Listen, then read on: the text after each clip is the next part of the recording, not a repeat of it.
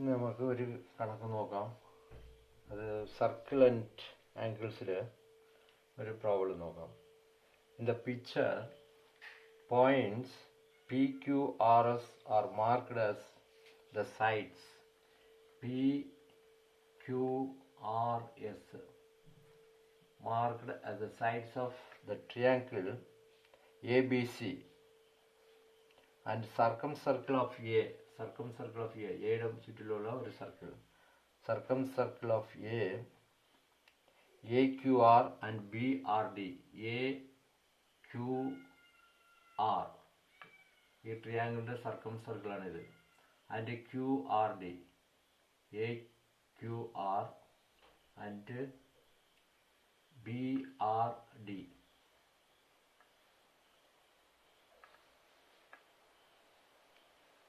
AQR and BRD are drawn. They intersect at the point inside the triangle. ഇതെല്ലാം കൂടെ intersect ചെയ്യുന്ന ഒരു പോയിന്റിൽ.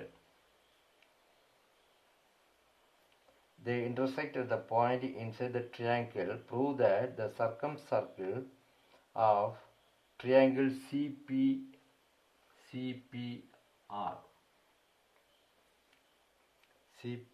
triangle CPQ also passes through S. CPQ triangle.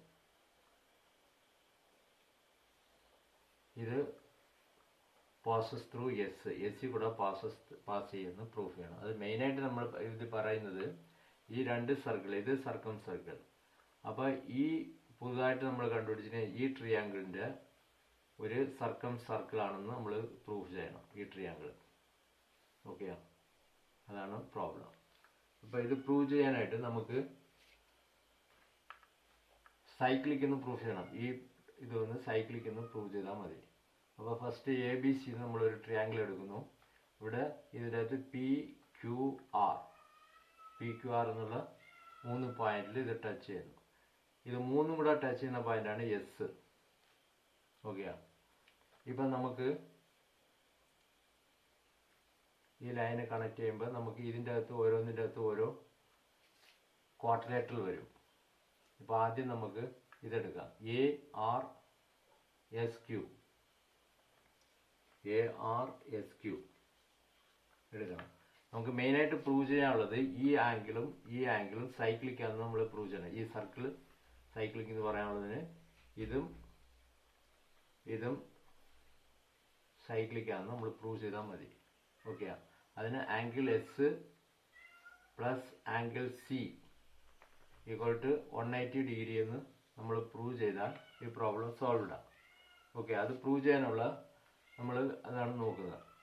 ആദ്യം നമുക്ക് ഈ ആംഗിൾ എ എക്സ് എന്ന് എടുക്കുക. നമുക്കറിയത്തില്ല, അതുകൊണ്ട് എക്സ് എന്ന് എടുക്കുന്നു. ആംഗിൾ ബി അതിന് വൈ എന്ന് എടുക്കുന്നു.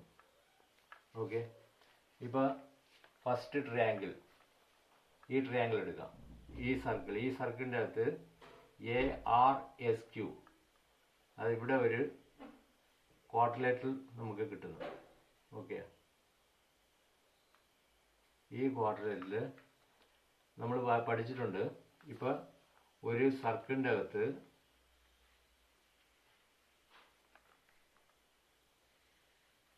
ഒരു ക്വാഡ്രിലേറ്റർ എടുത്താൽ ഇപ്പം ഇതിൻ്റെ ഔട്ടർ ആംഗിൾ വന്ന് ഇന്നർ ഓപ്പോസിറ്റ് ആംഗിളിന് ഈക്വൽ ആണെന്ന് നമ്മൾ തിയറം പഠിച്ചായിരുന്നു. ഓക്കെ, അപ്പോൾ അത് വെച്ചടിക്കുമ്പോൾ നോക്കുമ്പോൾ ഇത് എക്സിൻ്റെ ഓപ്പോസിറ്റുള്ള ആംഗിളാണ് ആംഗിൾ ARSQ. ഇതിൽ angle A equal to X. Okay, അത് angle RAQ equal to X.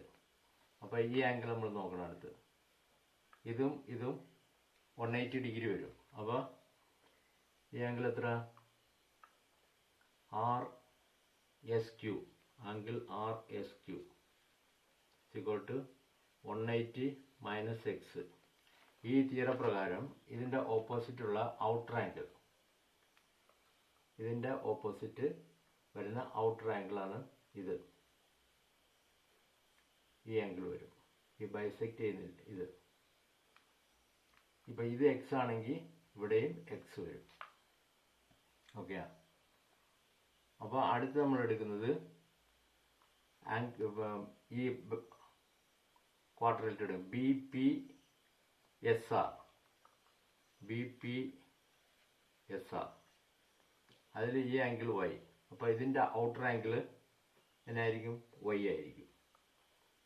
ഈ തിയറം പ്രകാരം ഇതിൻ്റെ തിയറം ഇതിപ്പോൾ എക്സ് ആണെങ്കിൽ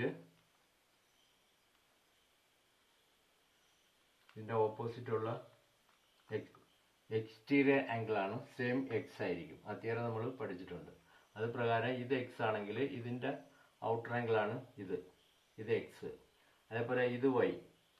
ആംഗിൾ ബി ആർ ബി